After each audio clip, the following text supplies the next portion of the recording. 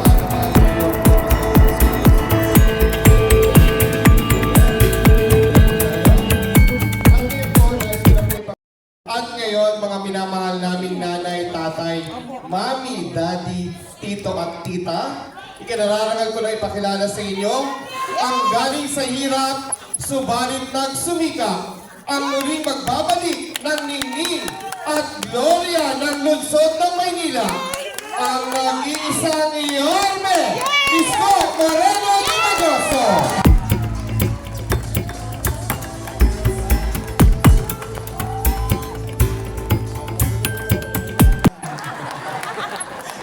I love you, Nay. Hi! Hello! Taas ang kamay. Galap-galap. Masarap ba rito? Yes! Masarap na nandito ka. Natutuwa ko. Kanina pinag-uusapan namin ni Congresswoman Apple Nieto na maganda dito, komportable ang tao, panatag, tapos dire-diretso ng... Tingnan natin kung sino ang pinakamalakas. Tingnan natin ha. Doon sa Cordley. Hi! Hello! Malakas. Dito naman sa Wakari. Hi! Hello! Ayaw magpatalo. Kumusta kaya itong nangka?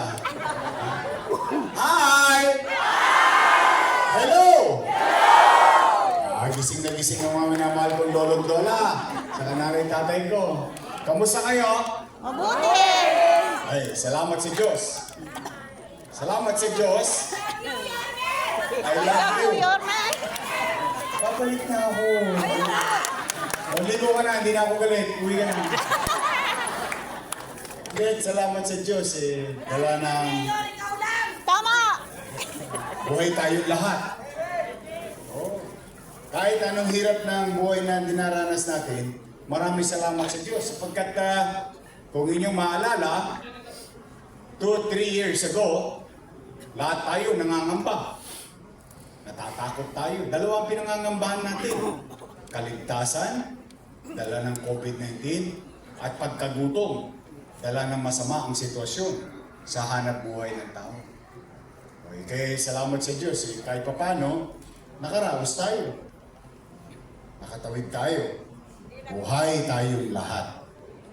Kaya habang buhay, may... huwag kayong mag-alala. Maraming salamat sa pagtugon ninyo sa aming paanyaya. Bagamat kayo may mga personal na gawain sa bahay, tinugon ninyo ang aming imbitasyon. At umasa naman kayo. Naku, huwag kayong mag-aalala. Hindi kayo uuwing konsumido. Opo. Hindi namin kayo pauwi na punong-puno ng puot. Galit. Inis. Dahil puro panira lang ang maririnig ninyo. Hindi po. Ang sabi ko po sa Your Miss Choice, mabigat po ang bilin ko sa kanila. Alam ninyo, pinuntahan kayo ng utaw. Binigay sa inyo yung oras. First time kayong tatakbo, sabihin nyo na lang kung ano ang gagawin nyo. Kung kayo naman, re-electionista, sabihin nyo na lang kung ano ang ginawa nyo. Because you let the people decide later on. Tama po ba? Kasi paghahalalan, alam naman ng lahat, yung mga politiko, magkakaaway. Magkakapitbahay, magkakaaway din. Pagtapos ng eleksyon, yung mga politiko, bati-bati na. Yung magkakapitbahay, magkakaaway pa rin. Nag-iispirang pa yun. Tama ho ba? Tama! Kaya pumanatag kayo. Walang ganon dito. Kamusta? Mabuti! Tanong, magre-real talk lang tayo. Bakit ba kayo naghahanap ng ibang mayor? Meron namang nakaupong mayor. You're the best! You're the best! You're the best! Correct! You're the best!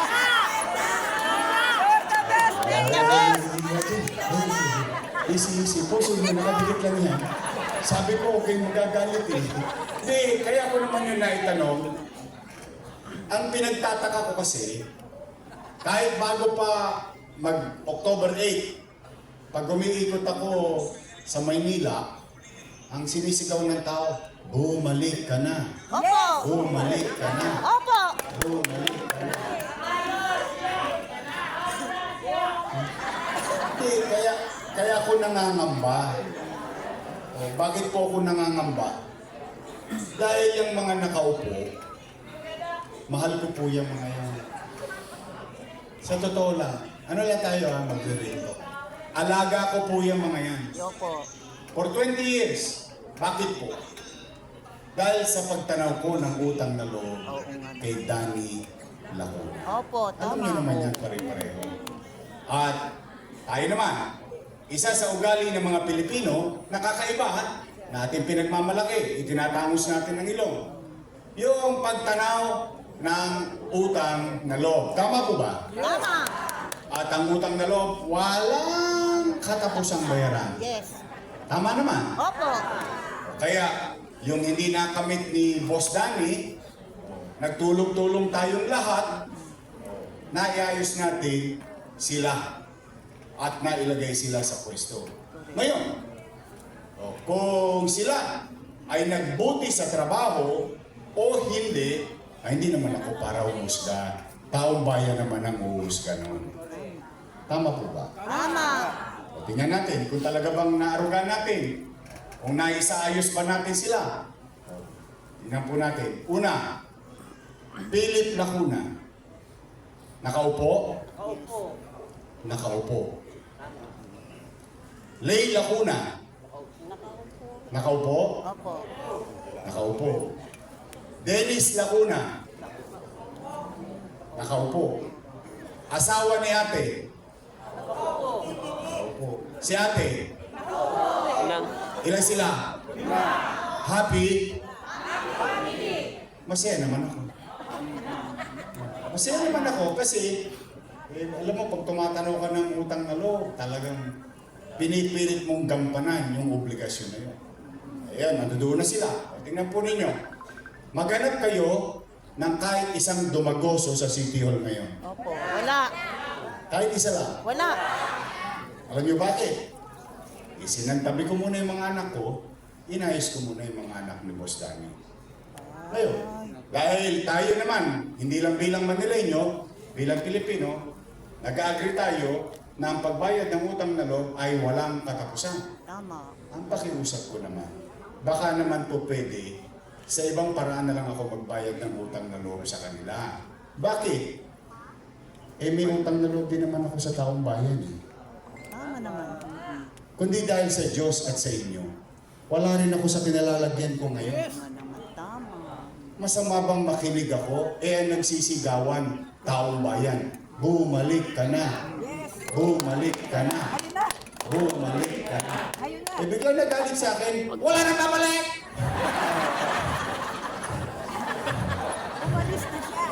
Napanood niyo? Nagulat din ako eh. Siyempre. Hindi naman ako nagsasabing bumalik na ako. Opo. Ang tao nagsasabi, bumalik ka na. Opo. Sila parang ayaw. Opo. Para sila lahat ngayon ay nagagalit sa akin. Hindi pa ba sila masaya? Kahit papano. Hindi na siguro sila magkakamali sa paglilingkod sa bayan. Bakit? 5 na sila na doon. May 2 pa. Hindi ko na lang babanggitin. Pero imagine, they were given opportunity to lead. Now, kung sila nga ay naging mabuti, hindi talaga kami. Kaming mga politiko ang magsasabi kung i-renew yung kontrata. Taong bayan ang magbibigay ng renewal ng kontrata sa mga taong bigyan. Because every 3 years, we renew our contract of services to the people. Yes. Nagugulat ako ngayon. Akala ko naman, itutuloy na lang nila. Oo nga. Yun din ba ang akala ninyo? Opo. Yung nasimulan natin, yun din ang akala ko kasi. Opo. Bakit? Hindi ko naman sila pinagkaitan ng pagkakataon. Tama. Lagi ko nga silang nasa tabi. Tama. Hindi ko naman sila pinagdamutan ng kaalaman. Itinuro ko rin sa kanila paano paglingkuran. Tama. Ang mamamayan, lagi ko silang kasama. Pati yung congressman ninyo. May pasalita-salita pang, we were betrayed. What? Mag-shota tayo? Ay, nasa Huadcom. Oh, hindi, totoo. Real talk lang naman. Huadcom, hindi Huadcom. Chihuahua.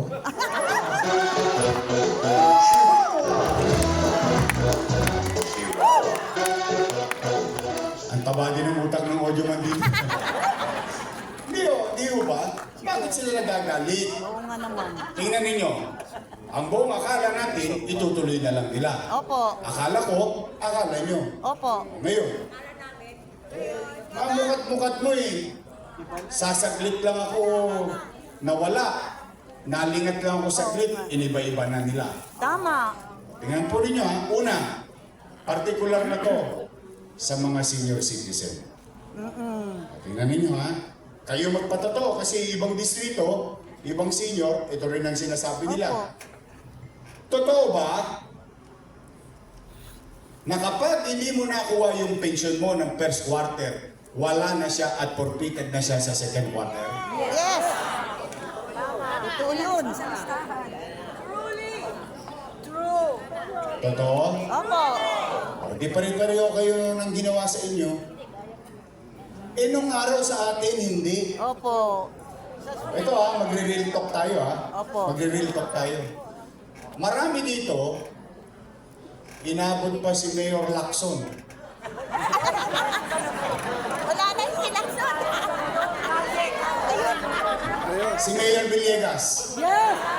Ayan, ayan Ibig ko na sabihin, kaya ko yan nasasabi, sa hinaba-haba ng panahon ng pamumuhay nyo sa Maynila, madaming nagdaang mayor. Tama. First time, may isang batang mayor nakapag-isip ng pensyon ng senior citizen. Yes. Tama mo ba? Yes. First time. Yes. Mayaman, Oo nga. middle class, mahirap, may sakit, wala. Botante, hindi botante, pantay-pantay, tigpa 500. Tama naman. Tama ba? Opo. Totoo bang first time? Baka si Mayor Lacson nagbigay ba si Mayor Lacson noon? Oh, wala. Oh. Ibig sabihin, it's not the amount. It's the act of the city government giving importance, value, and understanding to our elders. At ang sinabi ko, botante hindi. May sakit o wala. Pantay-pantay ang mayaman, middle class, at mahirap. Tama ba? Opo. Nalaman ko po, pinagplanuhan ako ng buong pamilya ko. Nalaman ko na ipapasuot daw po sa akin ang polo shirt ng aking ama na bulaklakin. Sabi nila, dahil daw dati si Alice sinuot daw po yun nung nangampanya siya. Sa nervyos ko na ipipilit nilang isuot ko yun, inunahan ko po sila at pinatatakan ng malaking bulaklak ang aking likuran. E di inunahan ko sila na sunod yung gusto ko, pero napagbigyan ko pa rin ang aking ama. Alam niyo, kaya po makulay na bulaklak ang aking pinili. Dahil para sa akin, naniniwala po ako na dapat inklusibo tayo. Sabi po ng Panginoon, lahat tayo pantay-pantay sa Kanya. Tama po ba ako? Yun po ang maganda. Ngunit kung may isa akong nakita sa aking trabaho nung ako ay broadcast journalist, marami pong napag-iiwanan. At yung mga napag-iiwanan, dapat tinatayuan at pinaglalaban. Sila po ang aking ginawang mga advokasya. Ang una pong sektor na aking tinayuan ay ang mga senior citizens. Taas po ang kamay ng senior citizens dito. Uy, ayaw magtaas ng iba. Pero alam niyo po, naniniwala kasi ako na kung dati kayo ay malakas, kami ang mahina, kayo po ang nag-alaga sa amin. Ngayon naman na kami ang malakas, kami naman dapat ang mag-alaga sa inyo. Wala naman kami lahat dito kung hindi nyo kami minahal eh. Kaya dapat ngayon, kami naman ang magbigay ng pagmamahal sa inyo. Tinignan ko po ang ginawa ni Yorme nung siya ay alkalde ng Maynila. Nakita ko, mahal na mahal niya po ang mga senior citizens. Yes. Naramdaman po ba yun? Yes. Alam mo, ngayon lang po ako nakakita ng senior citizen na naka-wheelchair. Pag nakita si Yorme, tumatayo at tumatalon at sumisigaw na bumalik ka na. Kaya sabi ko, Yorme, mahal ka nga ng mga lolo at lola natin. Spoiled! Alagang parlor. Alam nyo, naalala ko noong panahon ni Yorme, kumakatok sa inyong mga pintuan ang gatas na ensure. Yes! Kumakatok sa inyong mga pintuan pagkaarawan nyo ang malaking birthday cake. Yes. Malaki hindi maliit. Kaya nga ako malaki. At ang nag-umpisa ng pagbibigay ng allowance na buwan-buwan, si Yorme. Kaya nakita ko, Yorme, tama ka. Mahal mo nga ang senior citizens. Dahil dyan, check ang una kong mark sa'yo. Ang pangalawa, para sa akin, tinatayuan ko po ang ating mga kapatid na may kapansanan. Hindi ko po alam kung alam ninyo, pero nung ako po ay bata pa, Nag-adopt po ang aking mga magulang ng 2 sanggol, pareho pong may kapansanan. Isang bulag, isa naman na may ADD-HD. Mahirap po ang buhay para sa mga tao may kapansanan. Kaya dapat sila ay pinaglalaban at minamahal.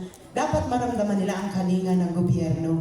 Pagtingin ko sa ginawa ni Yorme nung siya ay alkalde ng Maynila, nakita ko mahal niya ang mga PWDs. Alam niyo po ba, na dahil kay Yorme, ang senior citizens at PWDs maaari pong magtrabaho pa rin dahil sa Job Inclusivity Act. Sabi ko, wala na ngayon. Yorme, wala na raw. Oh. Hindi na daw sila pwedeng magtrabaho. Huwag kayong mag-alala dahil pag upo po namin, makakapagtrabaho kayo. Salamat. Hindi naman po naging 60 o 65 kayo, hindi mo na kailangan ng paayos ng kilay, Diyos ko. Pag lalaki, piluka. Diba? Pero huwag kayong mag-alala. Siyempre, dapat tuloy-tuloy tayong tumatayo sa ating mga paa, kahit ano pa man ang ating edad, kahit pa may kapansanan tayo. Pangatlo, kung si Yorme ay batang tondo, si Chi Atienza ay batang bukid. Hindi po ako lumaki sa farm. Hindi po ako si Alice Guo. Ako po ay lumaki sa St. Andrews Field. Alam niyo po kung saan yun? San Andres, Bukid, Manila. At marami po sa aming mga kabarangay doon ay Muslim. Kaya lumaki po ako, natrato ko sa mga Muslim ay aking pamilya, aking kapatid, kaya nung ako ay naging boses sa telebisyon, pinaglaban ko rin po sila. Pagtingin ko po kay Yorme, nakakita ko mahal din niya ang mga Muslim. In fact, siya po ang gumawa ng Manila Muslim Affairs. At siya lang ang kauna-unahang alkalde ng Maynila na bumuo ng Islamic Cemetery para sa mga Muslim. Tama. Ang galing, di po ba? Opo. Pero alam nyo, may isusumbong ako. Kasi nalaman po namin, a few weeks ago, sinarado po ang Manila Muslim Affairs. Ay, bakit? Naawa nga ako sa mga kapatid nating Muslim eh. Yun naman ang tumatayo para sa kanila eh. Ang inisip ko, baka kaya nila. Para siguro inisip nila, baka makalimutan ng mga Muslim si Yorme. Tingin niyo po ba makakalimutan ng mga Muslim si Yorme? Hindi. Hindi. Tingin ko rin, hindi eh. Pero pagbalik po ni Yorme at kasama si Chi Atienza, ibabalik po namin ang Manila Muslim Affairs. Yes. Alam nyo, nasa telebisyon ako nagtatrabaho, pero sa totoo lang po, mahihain ako. Kaya bababa ako sa inyo. Mas gusto ko kasama kayo. At nung nakita ko na pareho kami ng puso, sabi ko, nahanap ko na yata ang soulmate ko sa public service. Kasi pareho kami ng mahal. At pareho kami pinaglalaban. Dahil po doon, binigay ko kaagad ang aking matamis na oo. Sabi ko, papayag ako maging katambal mo. Pero, nagtanong ako. Sabi ko sa lahat ng pwede mong kinuhang vice-alkalde, ang daming gustong mag-apply sa'yo. Pero bakit ako ang pinili mo? Tay, pwede nga kayo eh. Pag ba tinanong kayo, papayag kayo? Tinawanan ako ni tatay. Pero alam niyo, totoo. Sabi ko sa kanya, bakit ako ang pinili mo? Ang sagot po niya, unang-una, nakapagtapos ka ng political science, major in governance. At imbis na ako po ay pumasok sa mundo ng politika, ako po ay ginamit ko yung pangalan ng aking ama bilang akong bunsong anak niya na ipaglaban ang mga bata. Dahil noong panahon na yun, 25 years ago na po yun. Para sa mga akalang 25 years old lang po ako, 43 na po ako. May 3 na po akong anak at halos 20 taon na po akong kasal. Kaya hindi na po ako dalaga. Dala na po ako. Pero kinukwento ko lang, dahil nga noong mga panahon na ako ay nag-aaral ng political science, major in governance, pagkatapos ko po gumraduate, pwede naman ako talaga pumasok sa mundo ng politika eh. Pinag-aralan ko ito at simula na ako po yung namulat dito sa mundo, ito na po ang aking naging buhay. Saksi po ang mga kababaihan ng Maynila dyan. At imbis na ako ay pumasok sa mundo ng politika, ako po ay tumulong diretso sa tao. Dahil para sa akin, inisip ko, maaari akong maging boses ng mga kabataan nung ako ay bata, boses ng mga ina nung ako ay naging ina, at boses ng mga naapi nung ako po ay naging broadcast journalist. At Dahil doon, sinabi ni Yorme, ikaw ang gusto kong makasama bilang katambal. Alam niya ng mga kababaihan, ako po ang direktora ng kababaihan ng Maynila at pinaglalaban namin ang livelihood para sa bawat Manilenyo na gustong tumayo sa kanilang mga paa. Bilang direktora, inilalaban ko palagi na dapat inaalagaan ang ating mga kababayan na hinahayaan nilang maluto ang kanilang katawan sa ilalim ng araw, sa ilalim ng ulan, para lang matustusan ang pangangailangan ng kanilang mga pamilya. Dapat sila hindi sinasaktan. Dapat sila sinusuportahan at minamahal. Ang ating mga kapatid na hindi marunong tumayo sa kanilang mga paa, dapat nararamdaman ang suporta sa livelihood. Dahil nakita ko, ako ay broadcast journalist, bumabalik ang dignidad sa tao kung alam nila na kaya nilang tumayo sa kanilang mga paa. At nung sinabi ni Yorme sa akin na susuportahan niya yon, sinabi ko sa kanya, ipaglalaban kita hanggang sa dulo ng mundo dahil naniniwala ako na ikaw ang karapat-dapat na alkalde ng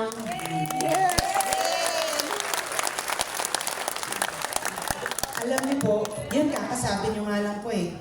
Alam niyo, sa bawat distritong aming napagan, isa lang ang sinisigaw ng lahat ng tao. Yan po ay... Yorme, babalik na yan. Alam ko, kaakibat ng hiling na yan ay isang munting hiling ng inyong mga puso na kumatok na muli ang pagmamahal ng gobyerno sa inyong mga bahay. Gaya nung panahon na alkalde ng Maynila si Yorme. Noong mga panahon na yon, alam ko, naramdaman nyo na kasama kayo. At yan, alam ko rin, ang hinihingi nyo ngayon, kaya gusto nyong bumalik si Yorme. Huwag po kayong mag-alala, dahil babalik na po si Yorme Isko Moreno Colaboso. Ay, salamat! Salamat po. At sana, isama nyo rin po si Chi at Siyempre naman. Alam nyo, ang trabaho po ng vice alkalde ay maging presiding officer. Gumawa ng mga batas, mga ordinansa, resolusyon, polisiya, kasama ng city council na sana isama niyo po ang mga konsehal namin dito sa aking likuran. Siya po ang tutulong gumawa ng mga batas na dapat makatulong po sa inyo. Kaya dapat ang vice alkalde niyo mabusisi. Dahil kung ano ang mga gagawin ng City Council, yan po ang either tutulong o magpapahirap sa inyo. Kaya kailangan nakita nyo na marunong makinig ang inyong vice alkalde. Kung meron ako isang bagay na kaya kong ipagmayabang sa buhay ko, yan po ay ang kapasidad ko na makinig sa tao, makiramdam sa tao. At alam ko, pag pinagsama nyo si Yorme at si Chi Atienza, may puso na kayo, may mga kamay pa kayong mabilis kikilos para mapunan ang problema nyo at makinig at solusyonan ng mabilis ang mga bagay na kailangan ayusin sa inyong mga barangay. Marami pong kailangan amyendahan sa susunod na administrasyon, kaya nagbago ang pamamalakad dahil binago po ito ng City Council. So yan po ang unang gagawin namin balang araw. Ibalik ang mga dating nagustuhan ninyo. At yan po, maaasahan niyo po mula kay Chi Atienza. Alam ko po, marami na kayong iba't ibang administrasyon na napagdaanan. At alam ko rin na nakita nyo na si Yorme ang isa sa pinakamagaling na alkalde ng Maynila. At makakaasa kayo na kung balang araw kailangan nyo pong lisanin ang mundong ito, iiwan nyo po ito ng nasa mabuting mga kamay. Kung kami ni Yorme ang tatayo sa inyong harapan. Hindi po ako maalis sa kahit anong distrito nang hindi po nag-iiwan ng alaala. Ayoko po kasi na mapapauwi ko lang sa inyo ay ang aking mukha. Ang mukha, pumapangit. Ang mukha, tumatanda. Ang mukha, nakakalimutan. Ang gusto ko pong ipauwi sa inyo ay ang aking puso. Dahil kahit kailan, Hindi po yun nagbabago. Pwede ko po ba ipauwi yun sa inyo ngayon? Yes! Pwede ko po ba kayong uwikan? Dahil ang laman po ng awiting ito po ang gusto kong umalingaw-ngaw pag uwi ninyo mamaya. Para sa inyo po ito. Chris Tagle, Konsehal Rolly G. De La Cruz, and Konsehal Bong Alvarez. Panatigin po tayo sa ating mga upuan para sa maayos po nating paglabas. Balik po tayo sa ating mga upuan. Malapit po ang ating mga isang karinyo.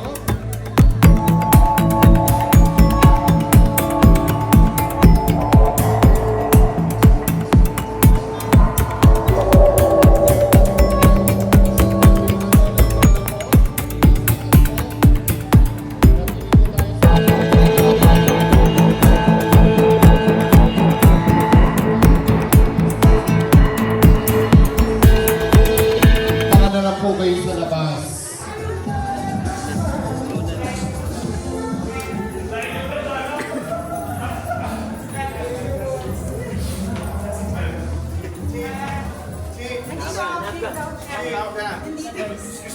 Thank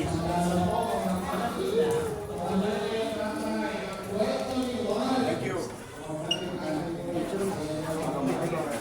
Guys, thank you. Sir Chris, tabi. Kabila. Abol lang kayo ha. Copy ka lang. Assist nyo lang. Boy, pa-update lang. Okay naman kayo. Hey!